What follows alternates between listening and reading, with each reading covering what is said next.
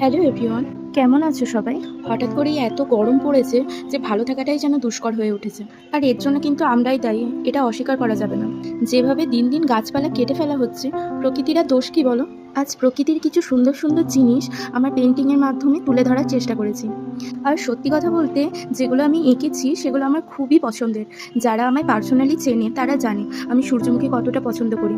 তেমনই পছন্দের পদ্ম, ডেজি, বাটারফ্লাই সব কিছু। আর গরুর যে পেন্টিংটা তোমরা দেখছো, এটা আমি বহুদিন ধরেই আঁকবো আঁকবো করে আর আঁকা হয়ে ওঠেনি। অর্ডারের কাজ করতে করতে কোথাও যেন আমার আঁকার যে অভ্যেসটা ছিল সেটা দিন দিন হারিয়ে যাচ্ছে। তাই আজ একটু ফাঁকা সময় পেতেই আঁকাগুলো শুরু করে দিলাম।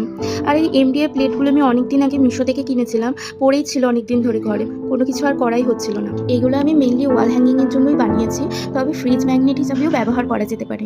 তোমরা যদি এগুলো অর্ডার দিতে চাও, স্ক্রিনে দেওয়া নাম্বারটাতে যোগাযোগ করে নিও। তো চলো, আজকের মতো এতটুকুই। দেখা হবে নেক্সট কোনো ভিডিওতে। টাটা।